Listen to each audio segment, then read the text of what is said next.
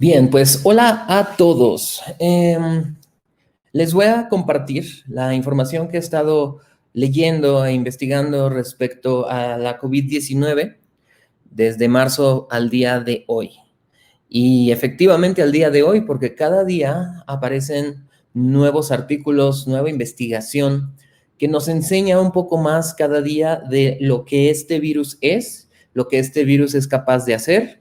Y por lo tanto, el objetivo de esta charla que les estoy compartiendo es compartirles la información actualizada para que entendamos qué pasa, para que sepamos cómo actuar a partir de ahora que ya se están relajando las medidas de seguridad. Vamos a ver qué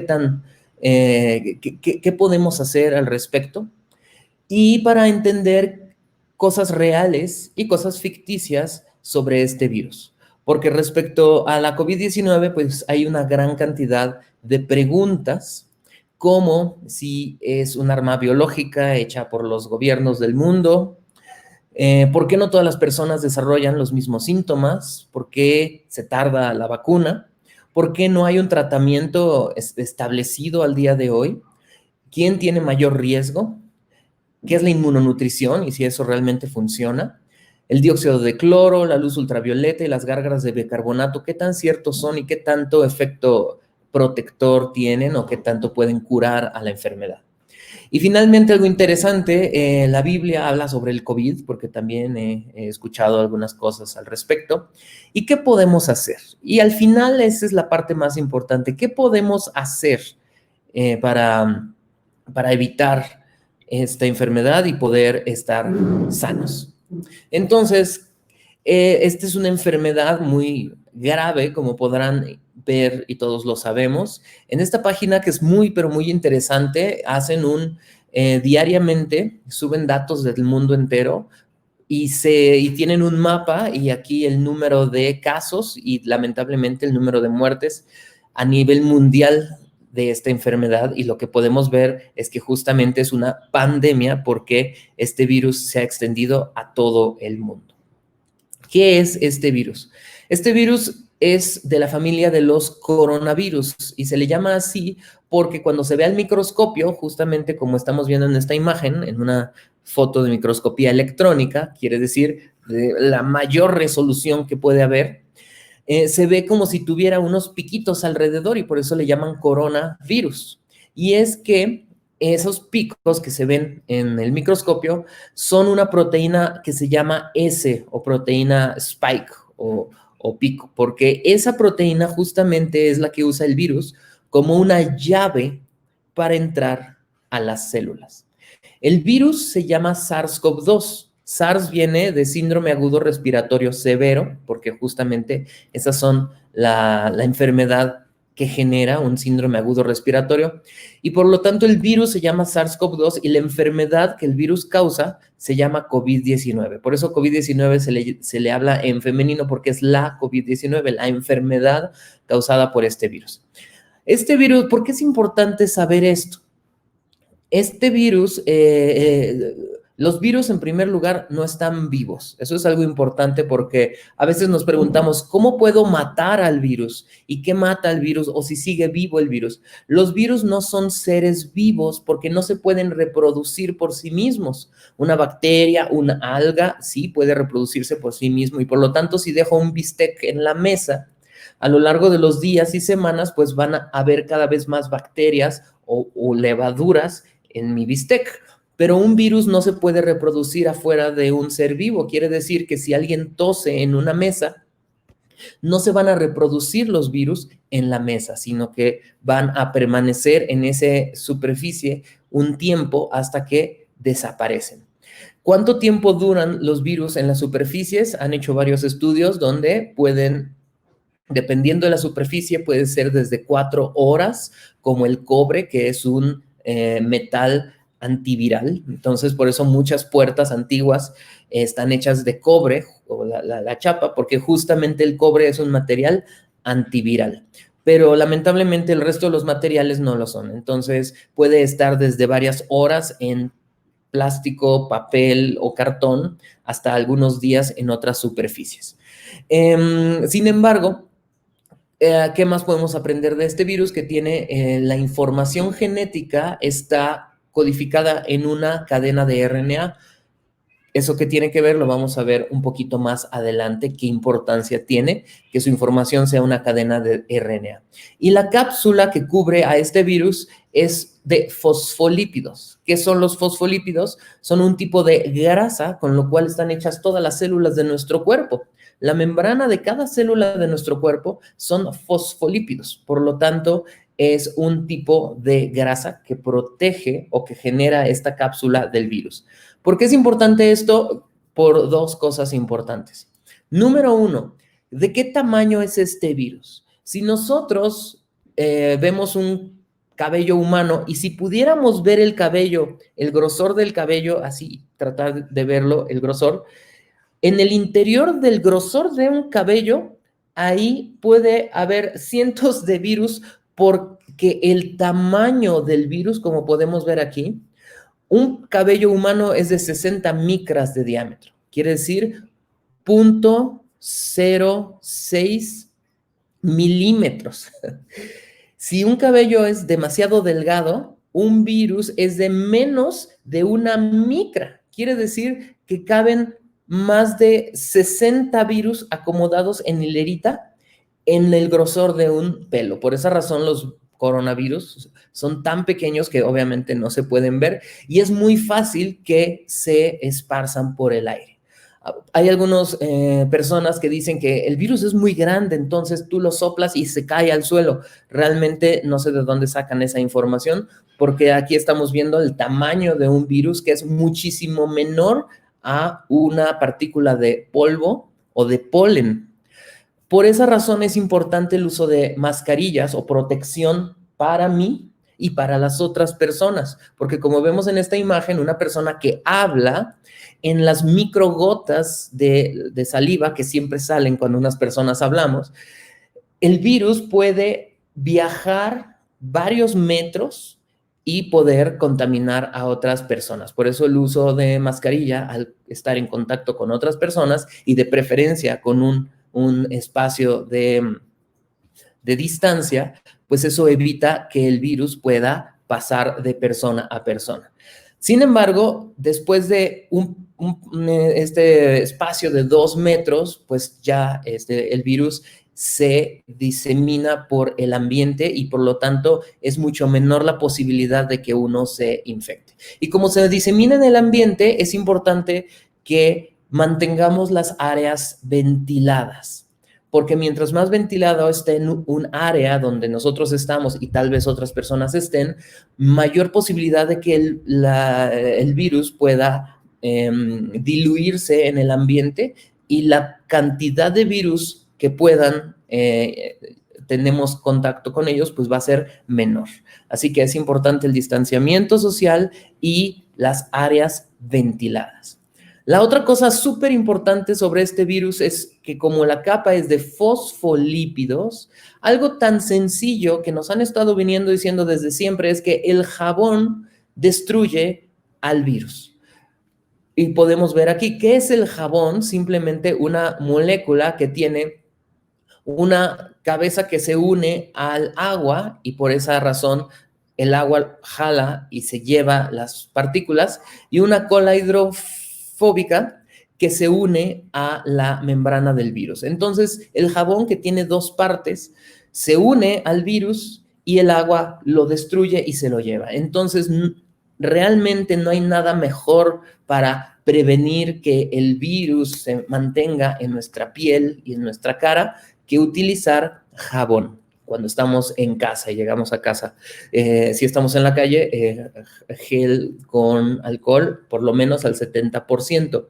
Pero definitivamente, si yo elijo entre gel y alcohol, definitivamente, perdón, alcohol o jabón, definitivamente jabón, porque el jabón destruye por completo la cápsula viral. Así que no es necesario comprar productos especiales, ya que el jabón humilde es capaz de hacerlo.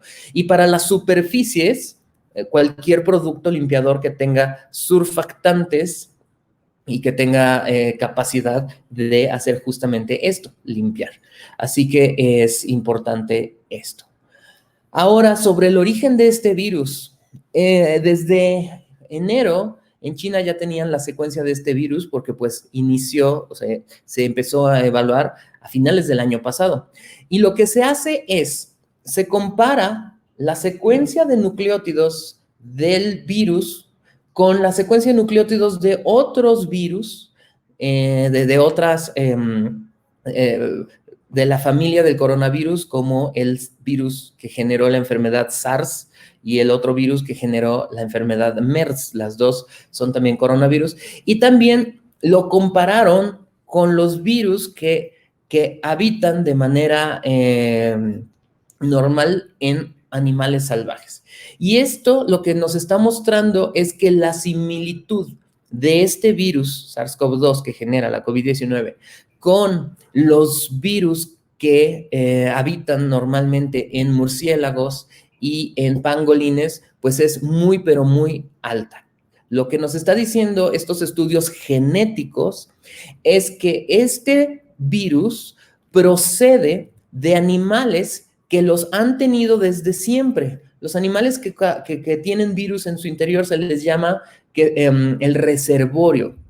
Quiere decir que son virus que habitan animales salvajes y siempre han estado ahí.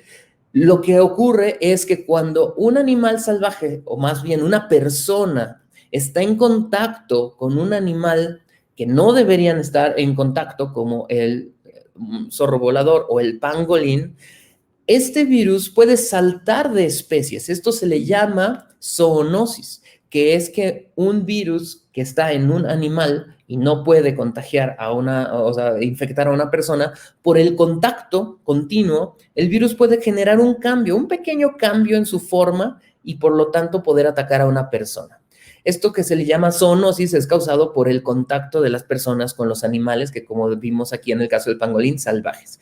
Así que el origen del virus no es un laboratorio, no es algún científico loco, ni tampoco los gobiernos mundiales que quieren acabar con la humanidad, por dos razones.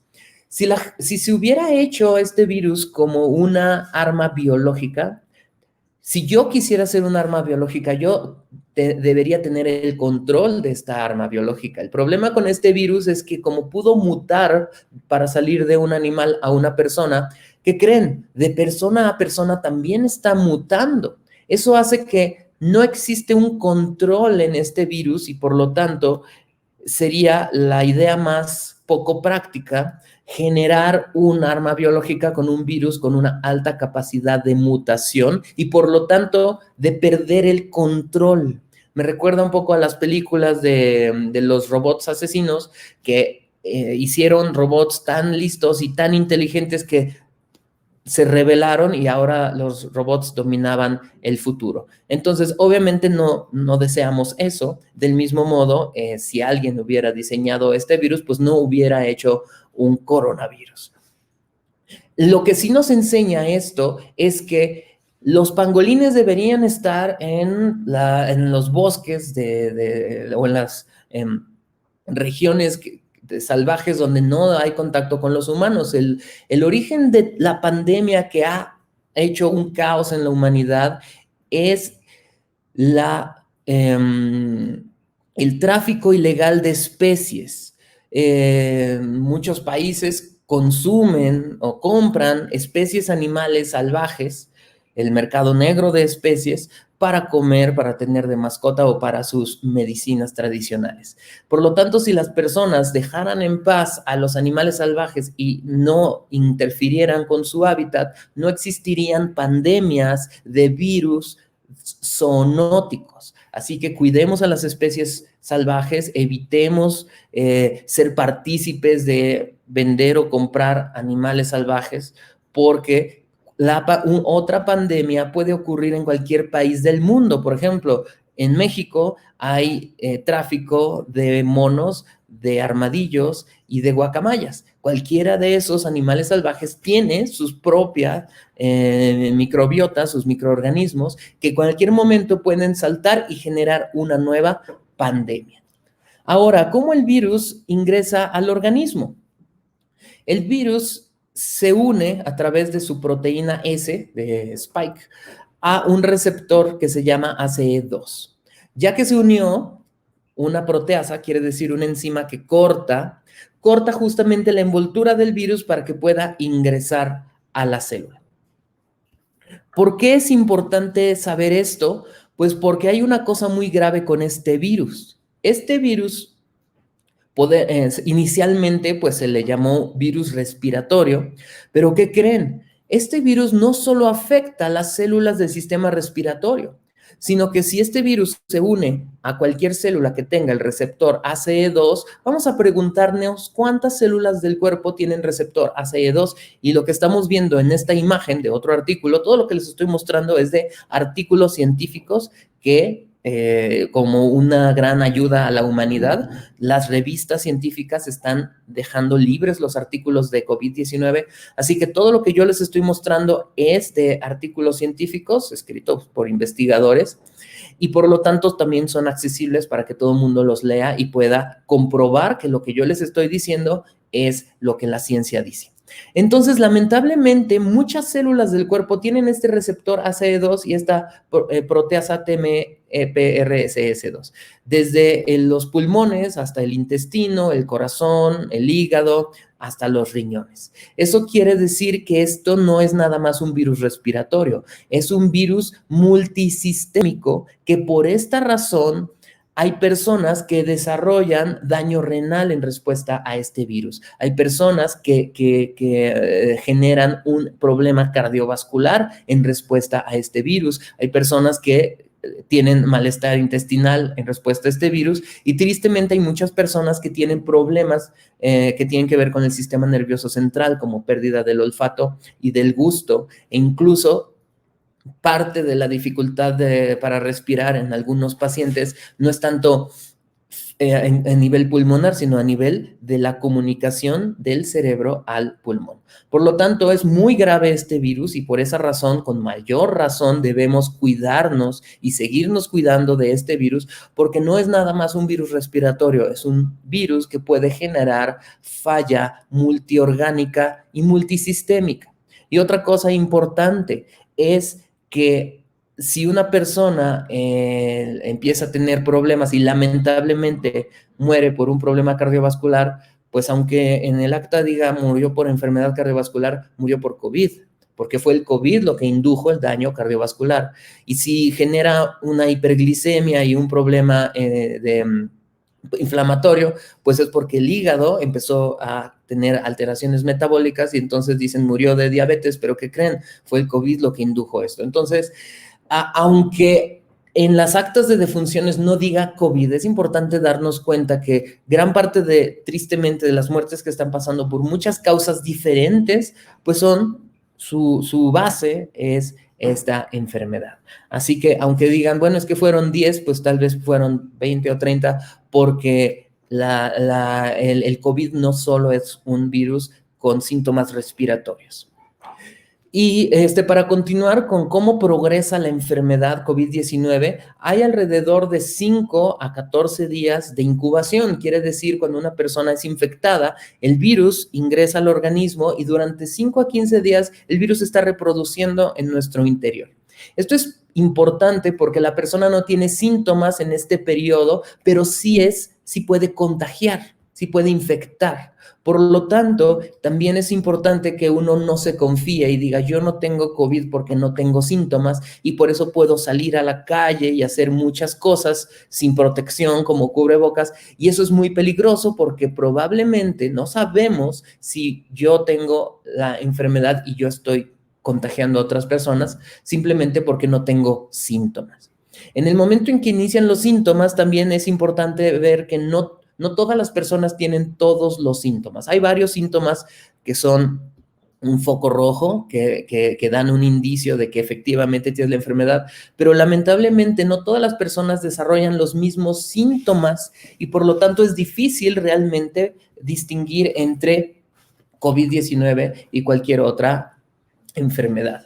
Así que sean cuidadosos, prudentes y por favor ténganle mucha paciencia y mucha comprensión a los profesionistas de la salud que hacen todo lo posible por entender, por diagnosticar esta enfermedad tan cambiante. Así que respeten a los médicos, respetemos a las enfermeras, respetemos a camilleros y nutriólogos, porque están haciendo un gran trabajo con un virus que nadie conoce y por lo tanto cuidémoslos y no los golpeemos y no les robemos sus cosas ni sus zapatos. Sí, por favor, cuiden a los profesionistas de la salud, que son quienes están dando su vida por cuidar a todos nosotros.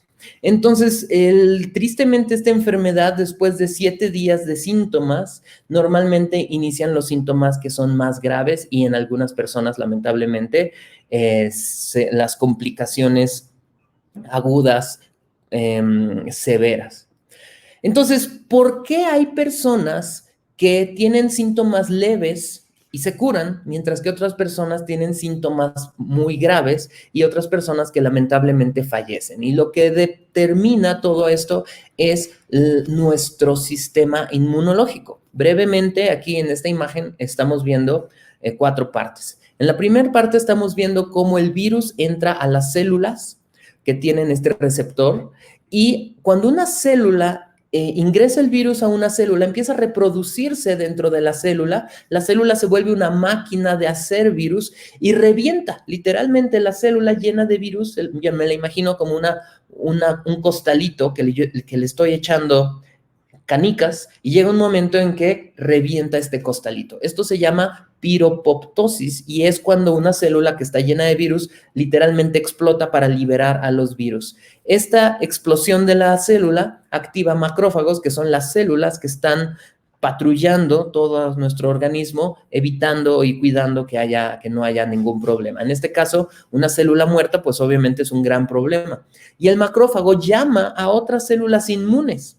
El modo como las llama, manda una señal a la circulación para que lleguen las células, es a través de señales que se llaman citocinas. Estas señales que los macrófagos liberan pueden ser antiinflamatorias o proinflamatorias. Cuando inicia una respuesta inmune, se necesita liberar señales proinflamatorias porque justamente eso es lo que hace que lleguen todas las células inmunes para destruir al virus. Y de ese modo, una persona que tiene un sistema inmune eficiente, hay inflamación, hay destrucción de las células con el virus adentro y de los virus, y se neutraliza la inflamación. Entonces, inicia y se neutraliza. Y de ese modo la persona se cura. Sin embargo, en muchas personas, lamentablemente, la inflamación no se cura. La inflamación no se normaliza, sino que se mantiene activa. Esto se le llama tormenta de citocinas y es lo que genera el síndrome agudo respiratorio severo. Entonces, si mi sistema inmune está sobreactivado, va a haber daño a los órganos y por lo tanto la falla multiorgánica que lamentablemente ocurre en las personas que fallecen.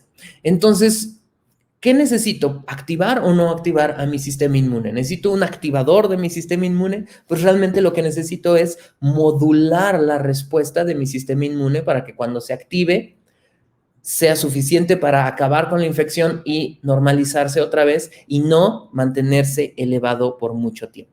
Entonces, aquí es lo que estamos viendo en la historia de la enfermedad. Primero, los macrófagos se dan cuenta que está el virus en nuestro organismo, empiezan a destruirlo, llaman a las otras células inmunes para generar esta respuesta inflamatoria y la inflamación cede y nosotros nos curamos. Sin embargo, cuando no cede esta inflamación y el virus sigue reproduciéndose dentro de nuestro organismo, nuestras células inmunes cada vez destruyen más y más células, pues entonces tenemos esta fase grave, aguda, que lamentablemente es mortal.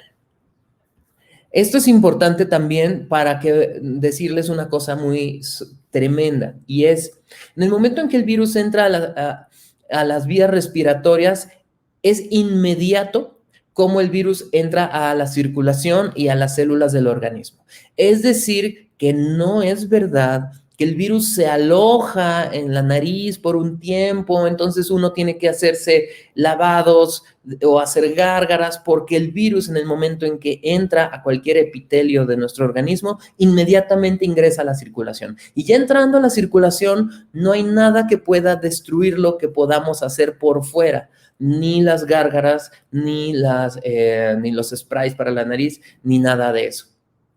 Así que todo eso puede ser útil como preventivo en el aspecto de que tal vez mantiene humectada las mucosas y reduce un poco, solo un poco, la posibilidad de que tengamos una gran carga viral que entre. Sin embargo, esa ventaja pues es muy pequeña, por lo tanto, aún mantengamos con la distancia social, los cubrebocas y evitar estar cerca de otras personas.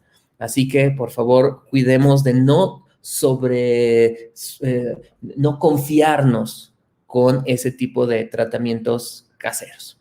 Ahora, respecto a que el virus, su información genética es RNA, ¿qué significa? Esto es muy, pero muy peligroso. ¿Y saben por qué? Porque las bacterias tienen un genoma grande y está hecho de DNA, es una molécula muy, podríamos decir, fuerte, robusta o que tiene menor capacidad de mutar que el RNA.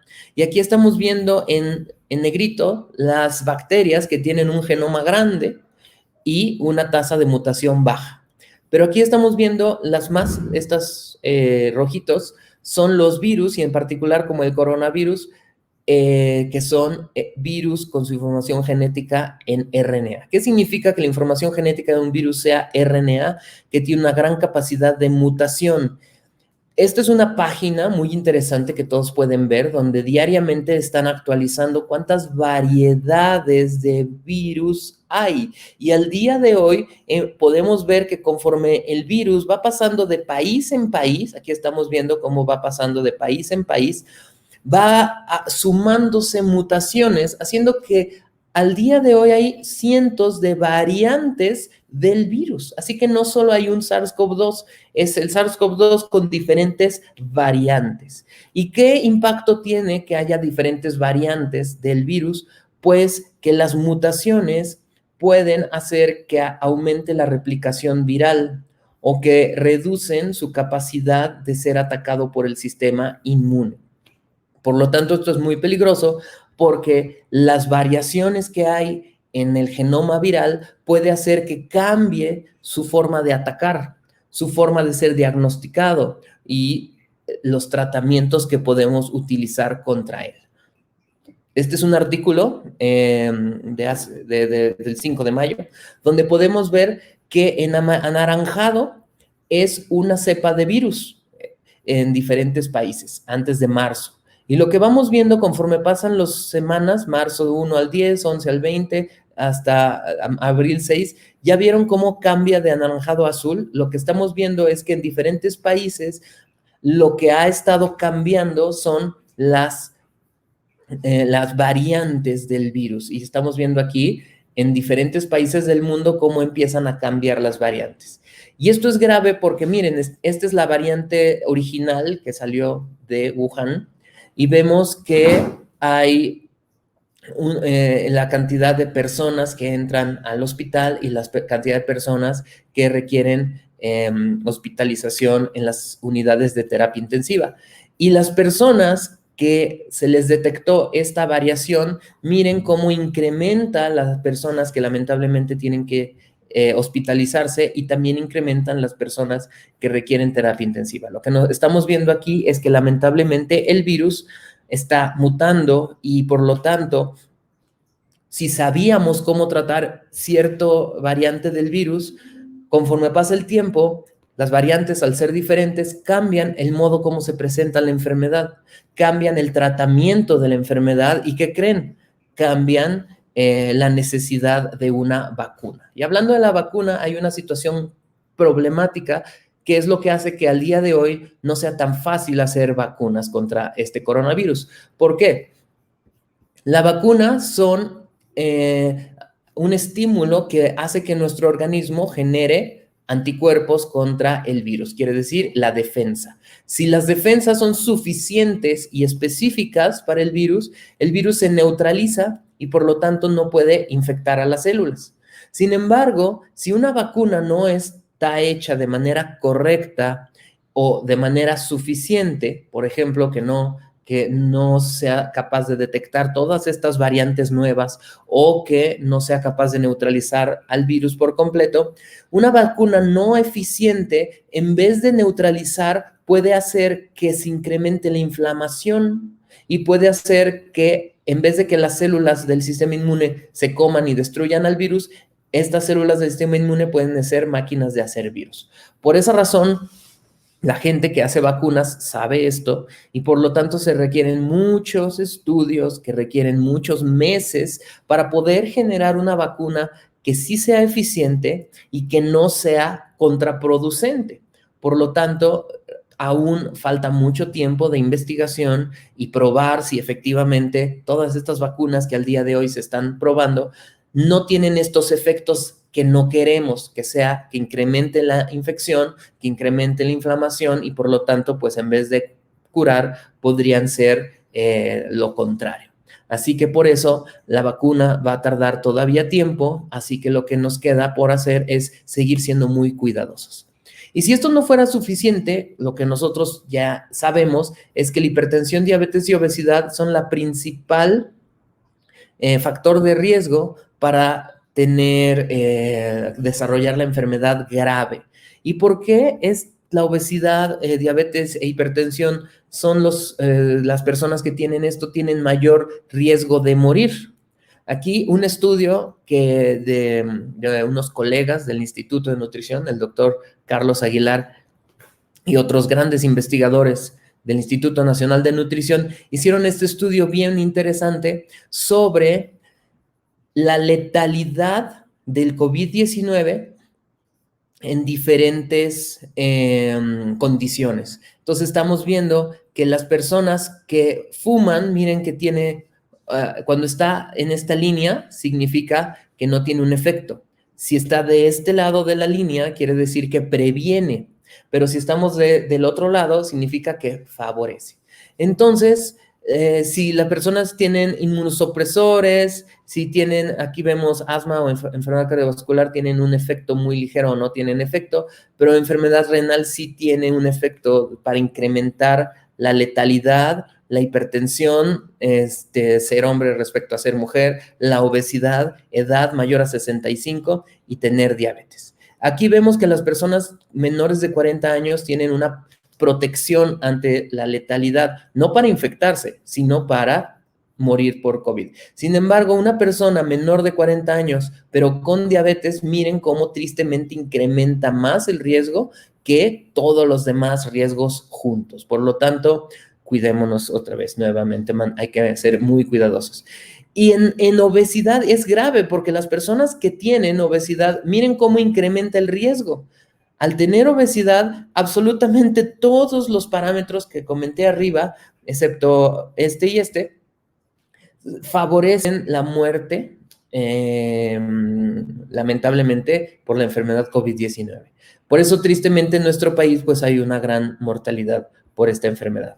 Igual aquí estamos viendo la posibilidad de hospitalización, pues estamos viendo que la diabetes, incluso en jóvenes menores de 40 años, edad mayor a 65, tener obesidad, tener diabetes y ser hombre. Entonces, eso es muy grave tomando en cuenta que el 70% de la población de nuestro país pues tiene sobrepeso u obesidad. Por esa razón, en nuestro país en particular debemos ser muy, pero muy cuidadosos porque en algunos países dicen que la tasa de mortalidad es del 2 o del 4%, pero en nuestro país es mayor al 10% justamente por todos estos factores de riesgo. ¿Y por qué la obesidad se asocia con un peor pronóstico? Y es porque la obesidad genera un montón de alteraciones metabólicas que dan lugar a enfermedades crónico-degenerativas y todo esto es el factor de riesgo para tener la enfermedad. ¿Por qué? Porque si les había platicado que el sistema inmune es lo que hace la diferencia entre estar sano, o digo, entre salir adelante de la enfermedad o desarrollar las complicaciones graves, entonces una persona que tiene obesidad, hipertensión o diabetes, lamentablemente su sistema inmune está alterado, ya de por sí está alterado. Esto se le llama inflamación crónica de bajo grado y es como justamente como su nombre indica, tener esta inflamación todos los días aunque es en baja cantidad, pero ahí está. Entonces, si una persona ya tiene una alteración en su sistema inmune, ahora llega un virus que altera aún más el sistema inmune, pues por esa razón, lamentablemente, el pronóstico es malo. Pero ahora, ¿qué podemos hacer? Ya les platiqué todas las las historia terrorífica del virus. Ahora, ¿qué podemos hacer? Y estas son la parte más importante de la charla. Número uno, si el problema de la COVID-19 es la alteración en la función del sistema inmune, ¿qué podemos hacer para mejorar la función de nuestro sistema inmune? ¿Y qué creen? Algo muy sencillo, que es hacer actividad física. En este momento que todavía es importante mantener la distancia social, no estoy hablando de salir a correr todos juntos, sino el modo posible, como puedan, donde puedan, hacer actividad física sin estar con personas alrededor, como por ejemplo en su casa.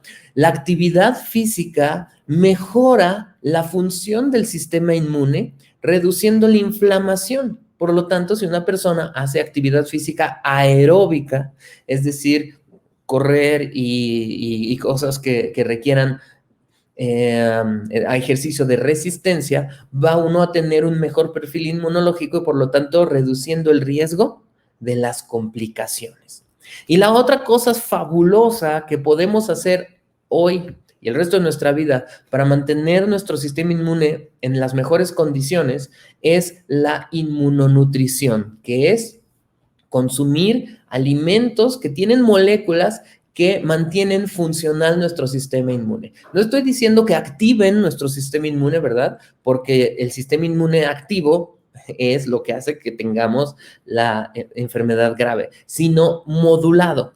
¿Y qué puede modular nuestro sistema inmune? Los polifenoles. Aquí estamos viendo que los polifenoles son las moléculas que están en todas las frutas y verduras y en las especias y en los tés. Entonces, los polifenoles tienen muchas funciones como antioxidantes, antiinflamatorios. Así que si todos los días consumimos fruta, té, verduras, especias, semillas y hierbas, entonces vamos a tener una mejor capacidad de responder. ¿Cuál es la cantidad que debemos consumir? Esa es una pregunta que no debemos hacer, porque los alimentos no son fármacos.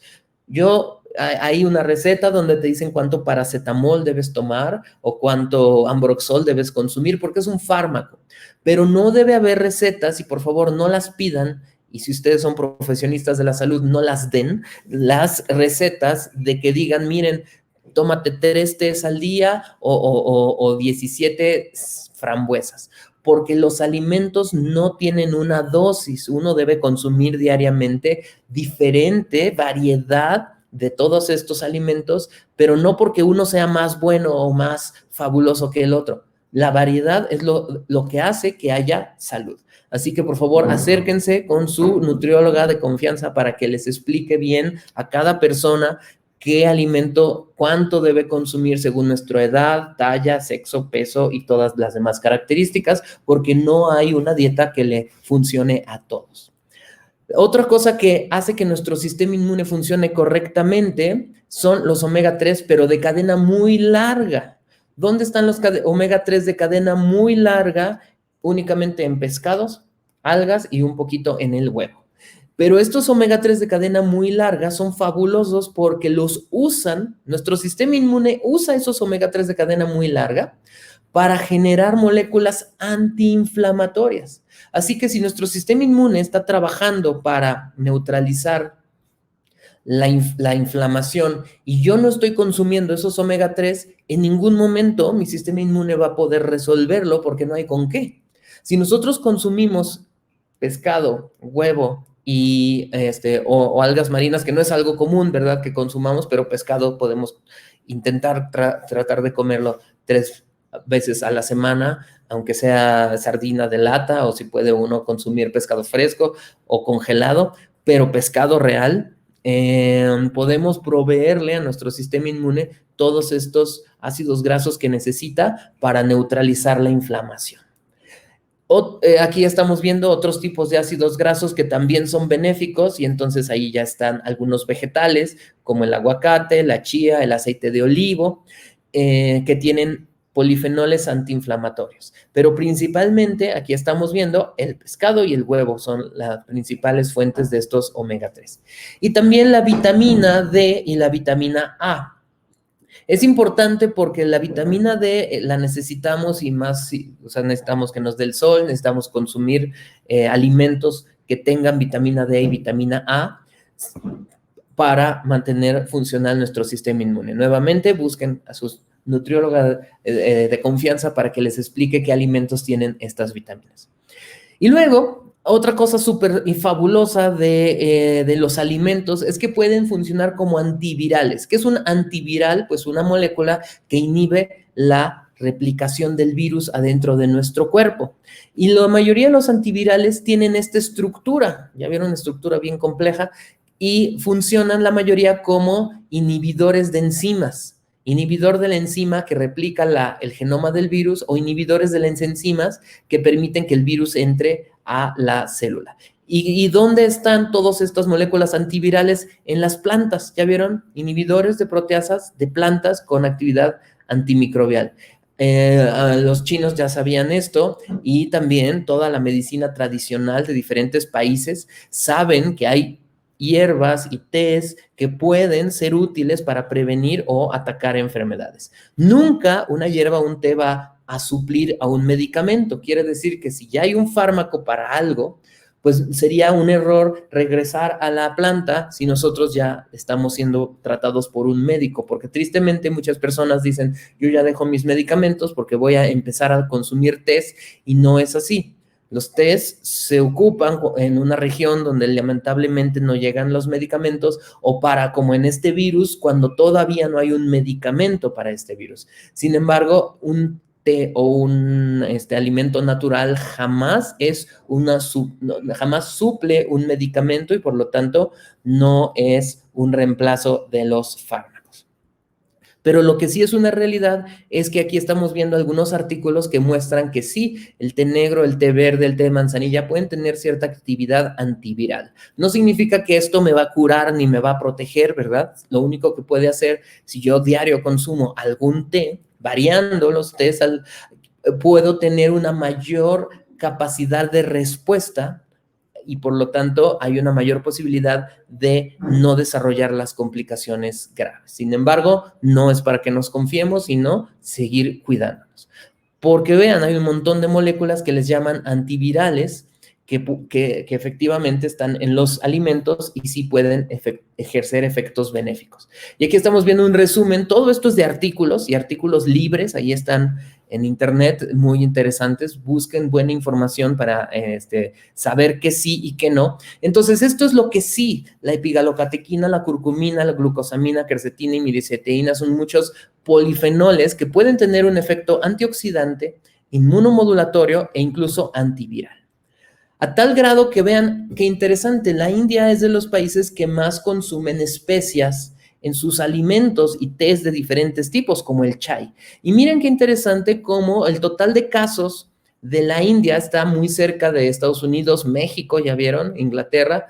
El número de más muertes pues también está elevado, número de nuevos casos elevadísimo, pero muertes por 1 millón de habitantes, miren cómo, por ejemplo, aquí vemos que en Estados Unidos hay 328 muertes por millón de habitantes, en México 83, en el Reino Unido 582, pero ya vieron qué curioso que en India, aunque es de los países que tienen más casos, junto con otros países, tiene la menor cantidad de muertes por país. Aquí estamos viendo el porcentaje, por ejemplo, en Italia, donde tristemente les ha ido muy mal, el porcentaje de muertes del 17%, en Estados Unidos del 14%, en México del 13% y en India del 6%.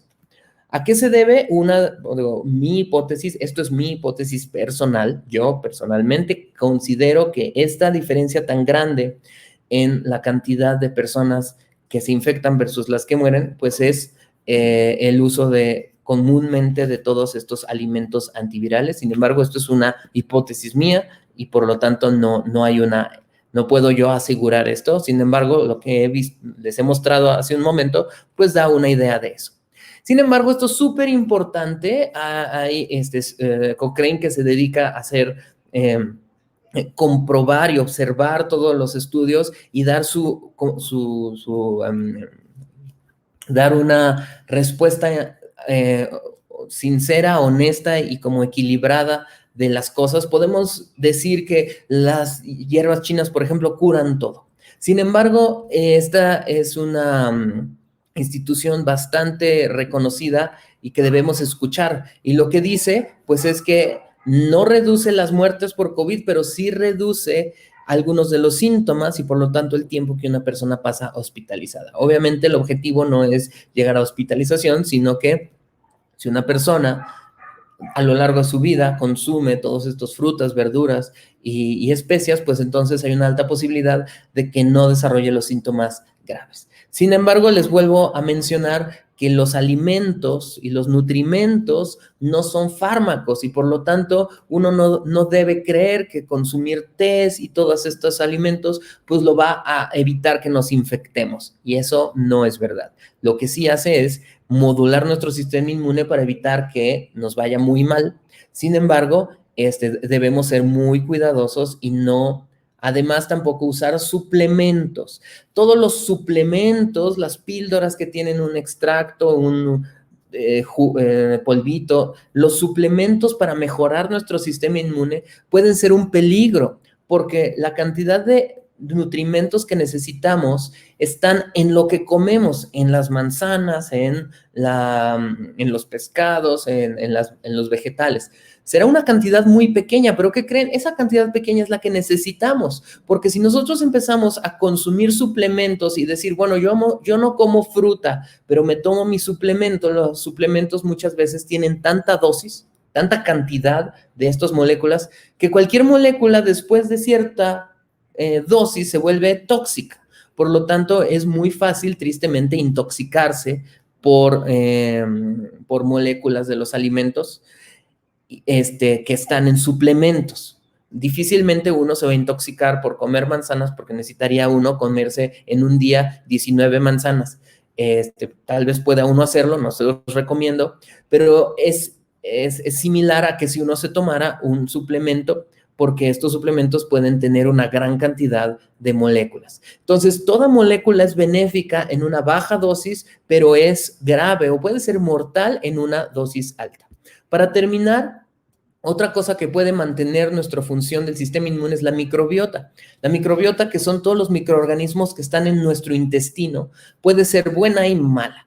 La microbiota buena, que se le llama simbiótica, produce moléculas benéficas que pasan del intestino a la circulación para mantener funcional a nuestro sistema inmune. Pero si nosotros, en vez de tener una microbiota benéfica, tenemos microorganismos malvados, que se le llama patógenos, estos se asocian a un montón de enfermedades, desde hígado graso, enfermedad cardiovascular, alteraciones neurodegenerativas, incluso problemas digestivos o de alergia a alimentos.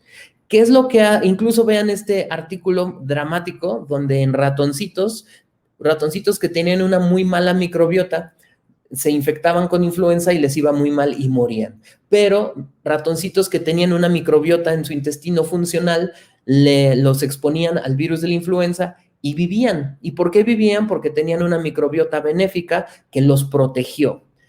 ¿Qué puedo yo hacer para tener una microbiota benéfica? Consumir prebióticos y probióticos. ¿Qué es lo que come la microbiota? Aquí,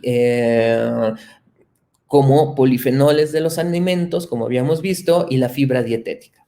Así que si nosotros consumimos frutas, verduras, leguminosas, cereales de grano entero y también nuestro pescado, nuestro aceite de oliva y algunos otros alimentos benéficos, pues entonces vamos a tener una microbiota funcional que va a evitar la inflamación y por lo tanto mejorar nuestra posibilidad de salir adelante en COVID. Sin embargo, si nosotros consumimos galletas, papas y refrescos, pues entonces vamos a tener una microbiota disfuncional que va a generar más inflamación y por lo tanto mayor riesgo de que nos vaya muy mal en la COVID.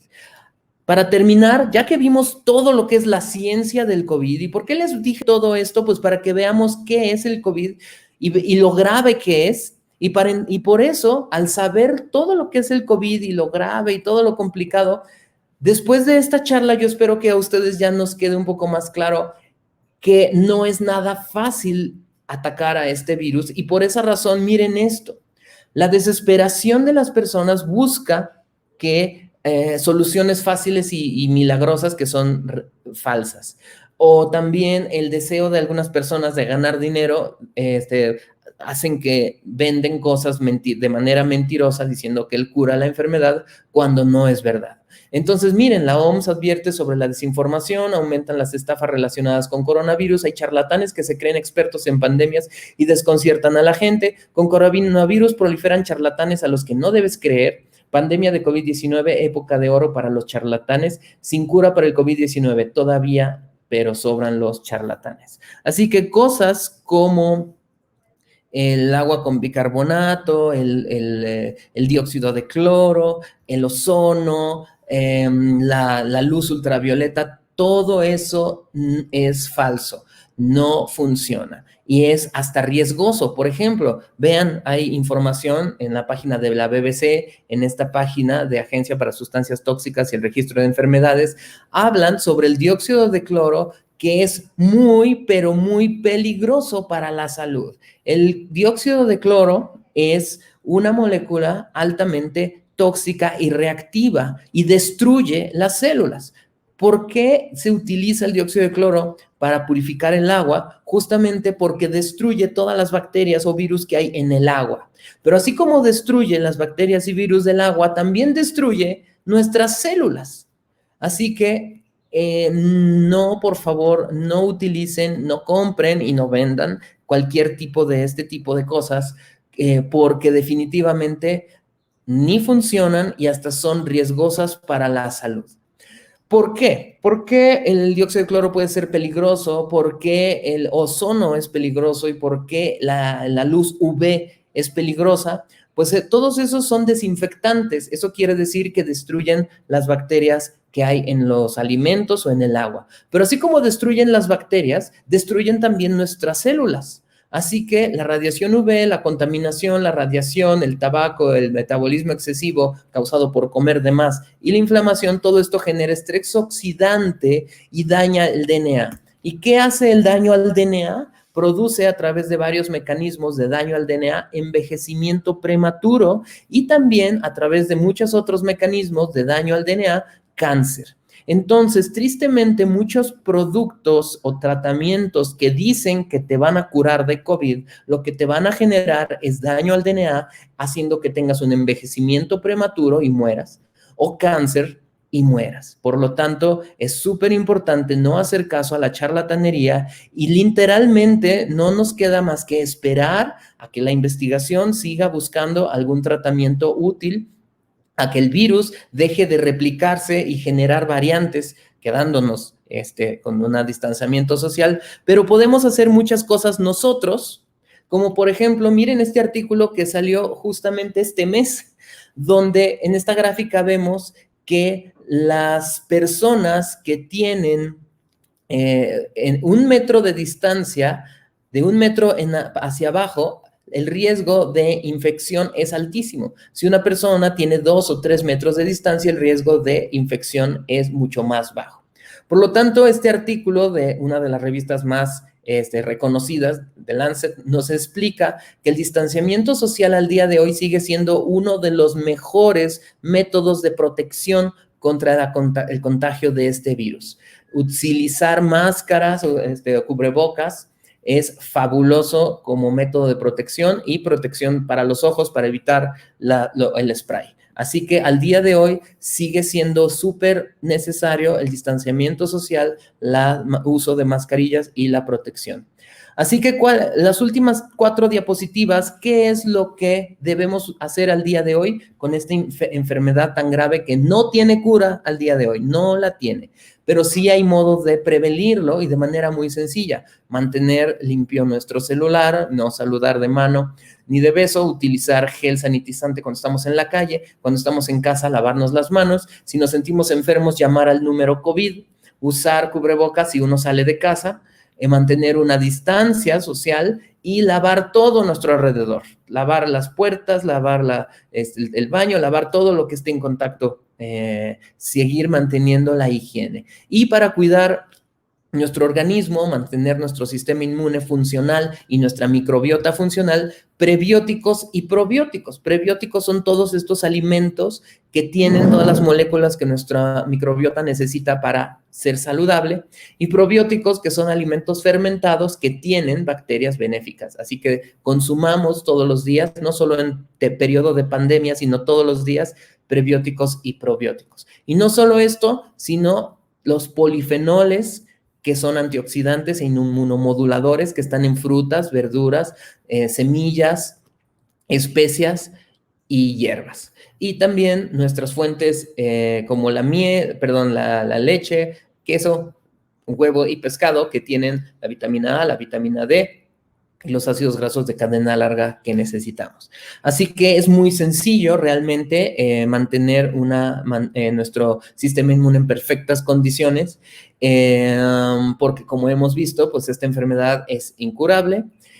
A muchas personas, lamentablemente, si se contagian, van a morir, y por lo tanto, yo creo que conviene hacer todas estas medidas de precaución, aun cuando ya se está disminuyendo el distanciamiento social y ya la sana distancia se está eliminando. Por favor, mantengamos todo esto, porque el virus no ha desaparecido y sigue aquí y sigue mutando y sigue contagiando personas. Para terminar, algunos versículos de la Biblia que nos pueden ayudar en este periodo, porque aunque la Biblia directamente no habla del COVID, la Biblia nos da muy buenos consejos para vivir en pandemia. Proverbios 27:12, el prudente ve el peligro y lo evita, el inexperto sigue adelante y sufre las consecuencias. Seamos prudentes. Primera carta a los Tesalonicenses 5:15, asegúrense de que nadie pague mal por mal, más bien esfuércense siempre por hacer el bien. Yo sé que estamos en una situación económica difícil, pero por favor, hagamos el bien, cobremos lo justo, paguemos lo justo, no engañemos a los demás, porque todos tenemos necesidad y todos podemos hacer lo mejor por las demás personas en vez de tratar de fastidiar a las demás personas. Salmo 73:26, podrán desfallecer mi cuerpo y mi espíritu, pero Dios fortalece mi corazón, Él es mi herencia eterna. Tengo miedo, tengo angustia, estoy preocupado, Dios es nuestra fortaleza eterna. Salmo 4:8, en paz me acuesto y me duermo porque solo tú, Señor, me haces vivir confiado.